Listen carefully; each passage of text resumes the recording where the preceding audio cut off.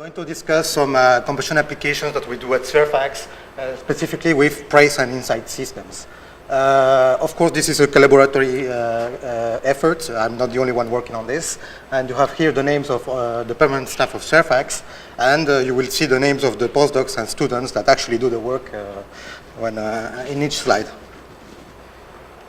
So this is the marketing slide, okay? Is everybody, always you have to put on something like this, saying just that combustion is everywhere. 85% of the energy in the world comes from combustion. Even if we move to renewable energies, we're still going to have combustion, and we need to understand what's happened and to optimize this in order to keep having growth in the world and things like that. So all the examples I'm going to show are from the code AVVP. This is the code developed by CERFACS and HP Energy Nouvelle. It's an unstructured code with multi-element meshes, and it's massively parallel, and it solves the fully compressible reactive Navier-Stokes equations with perfect gas and real gas thermodynamics. And it can account for the liquid phase using Lagrangian solver or Eulerian solver. Just a word about performance. The code has been ported to all major architectures, as the Altix, BlueGene QP, also Bull Nova scales and Crave machines, and it scales quite well on all of these machines. And actually, this 65,000 is the strong scaling for most of our applications. And actually, the new record holder is quite new. It's the application that Ramesh Balakrishnan showed a little while ago. It's 131,000 cores using 4 hardware threads. We have a 70% scalability on this case. This is only for pure MPI computation. We are recently introducing threading in the code.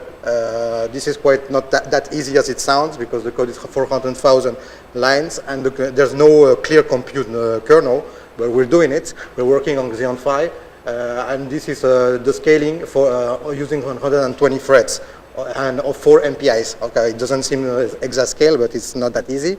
And as you can imagine, also one of the things is basically that we only had 2 Xeon 5 to test this. So now we have access to the Stampede machine, and we're going to scale up much more. To be honest, I don't see many problems to go this much further. Okay, everybody has seen in the couple of days the graph with the increase on computing power. So we have the same thing of what we do with this computing power. So around year 2000, we were working on mixing in these gas turbines, doing this small element. This little guy is not even 1% of the real volume of a gas turbine. So it's very small, but it was the only thing we could pay with a computer that had 32 processors of Origin 2000. And then using collaborations and increased computing power, we were able to increase the complexity of these systems, going from one sector of a gas turbine, increasing the complexity of the ignition system, the cooling, up till 2008, where we were able to do the first 360 simulation of the full combustion chamber. This is for gaseous phase. Of course, the increase in computing power also allows to account for more complex physics. So in parallel, we started the branch with multi-phase flows, accounting for the liquid injection, evaporation, and what happens in this kind of flows with Lagrangian, first with Eulerian approach and then Lagrangian. Again, there was what's called a small revolution, 2010, 2009, where we used the increased computing power to do multiphysics, so account for radiation and heat conduction in solids, for example.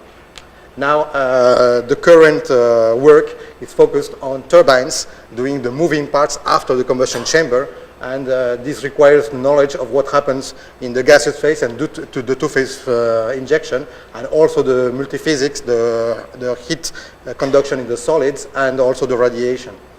And of course, the Sangreal would be to do the full system, the full real engine with all moving parts, multiphysics, everything that's injected. So contrary to that what Jackie Chen showed, we're not focusing on specifically on real complex physics. We focus more on complex geometries, and then we increase the physics. All of this has only been possible due to collaborations with Blue Gene, with the IBM guys, with Cray at some point, and now via the programs for PETA and Exascale programming that at INCITE and PRACE. You heard about INCITE this morning. PRACE is the same thing, but in Europe, with a couple of systems in Spain, Italy, France, and Germany. And these systems are the same systems that you have in America, but at smaller scale. The biggest Blue Gene has 300,000 cores, for example. It's a level below.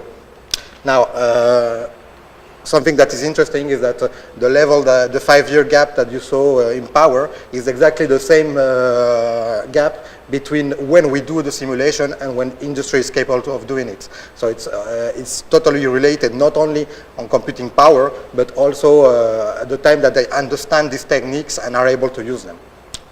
I just want to acknowledge here, and then I'll show some of the data, the help that Argonne, that INCITE, and that PRACE has given to CERFACS to produce the nice science you're going to see. Without them, we could not do it, and it's really great to have this kind of programs that allow for scientific excellence in the world. So one of the examples I chose to show you today is ignition. It's one of the main problems when you look at an engine. You want to make sure that it actually starts if you started it. So the question is where to put the system that ignites the flame. It's, in our case, it will be a spark igniter. So you put it here in this sort of burner, and you need to know whether it will create a viable flame, and if that viable flame will propagate to side burners. In order to study this, first, okay, so this is an experiment that was done a couple of years ago, and you have the spark that will be here, and you will see the propagation between the burners, and you actually see that the combustion is not complete at the beginning. The burners that are here will not ignite. So you see the spark, the propagation, and you see that there's this gap here. So this is kind of a behavior that we want to avoid. We need to predict because it can lead to some damages. And also there was something interesting you saw, that there was this preferential direction for the ignition. This is something also that we want to study and to understand. So there was an European project called KI, student that defended his PhD 2 weeks ago. This is the work that you're going to show, is David Barret. And it focused mainly on flame propagation from burner to burner. It's a parametric burner with multiple burners. And the first thing they asked was where to put this spark ignition to get this flame.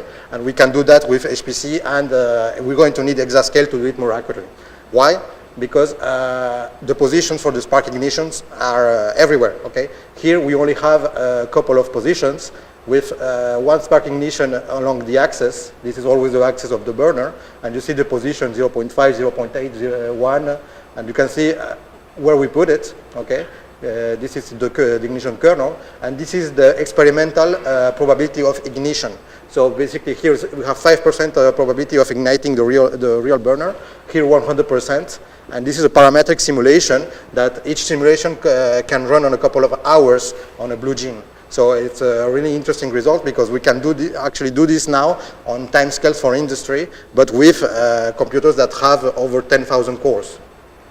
And you see the ignition here of these kernels, the flame propagation when it can. In this one, it's totally quenched because of the fluctuation of the turbulence. This, it tried to survive, it cannot.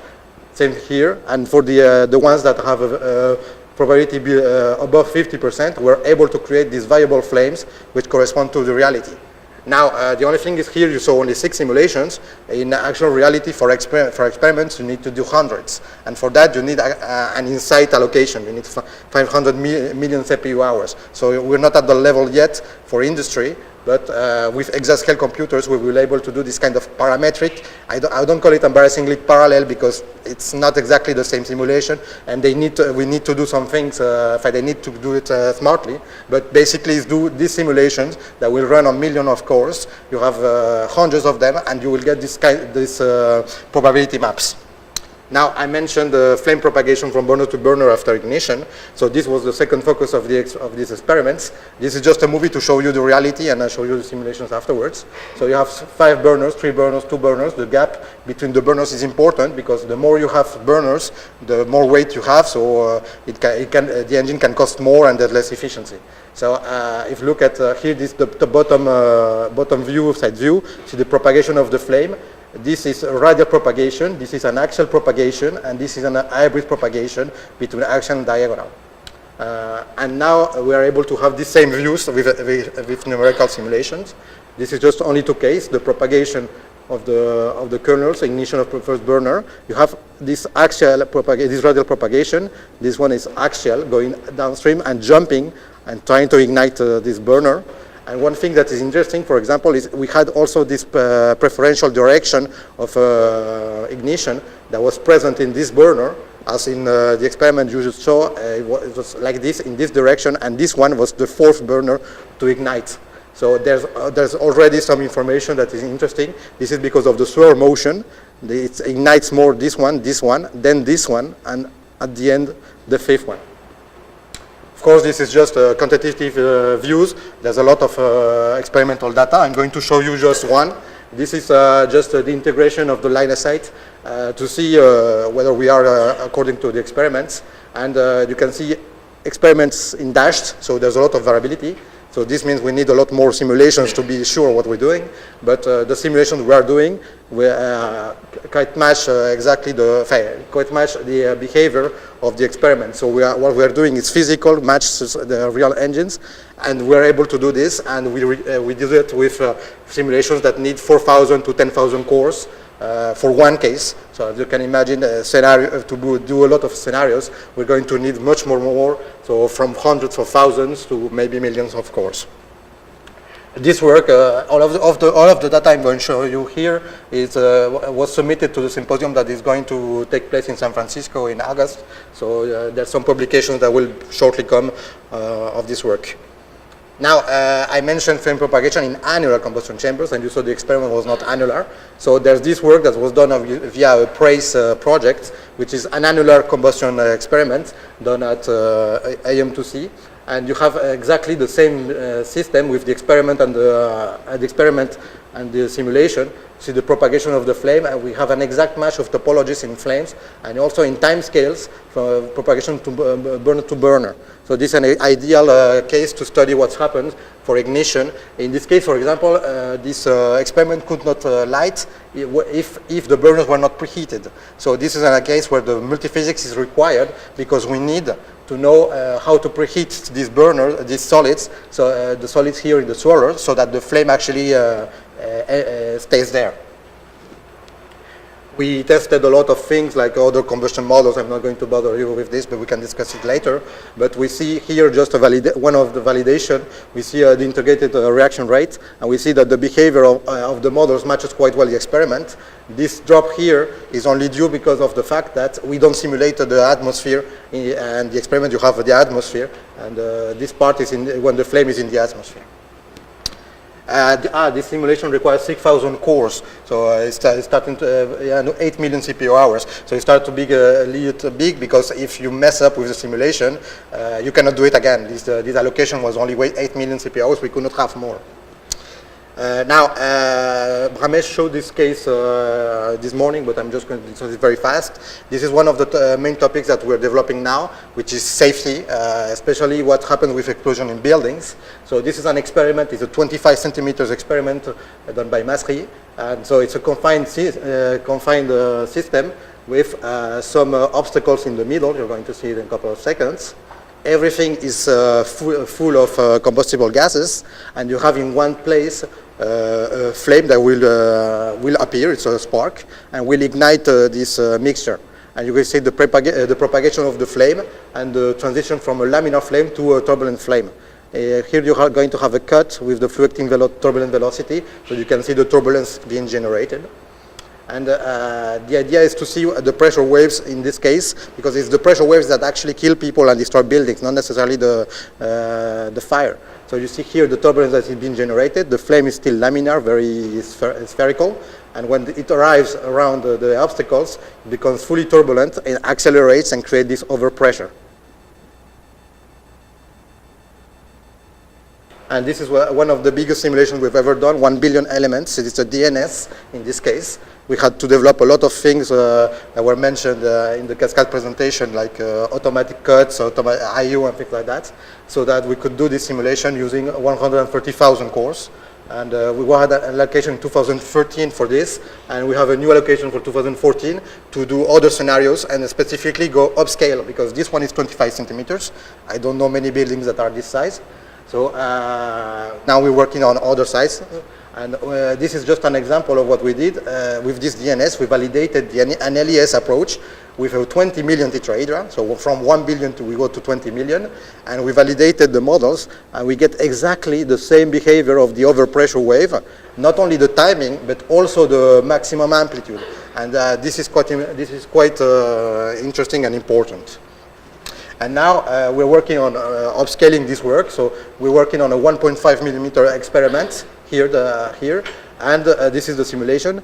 I failed to mention that this work was sponsored by a PhD thesis by Total at CERFACS, and the student, he will be presenting his work in a couple of months if you're interested. And you see here the propagation with other obstacles. This is the LES, this is the experiment. And you see quite a nice match between the overpressure, the creation of this acceleration, and also the reflection of the waves here that actually create concoctions and things like that. Now, almost to finish, other applications that are quite interesting for us is aerospace propulsion.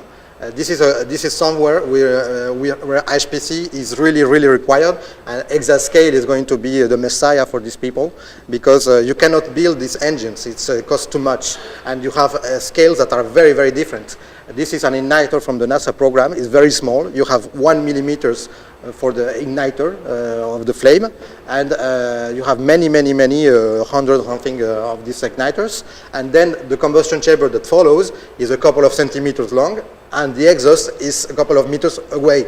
So you're having almost three or four levels of scale that are involved in this phenomena.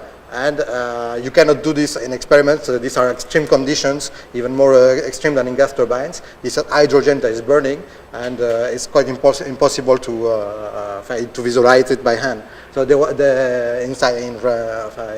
real life. So there was an experiment that was done at Central with a limited 5-jet transcritical jet case. So you have the flames here.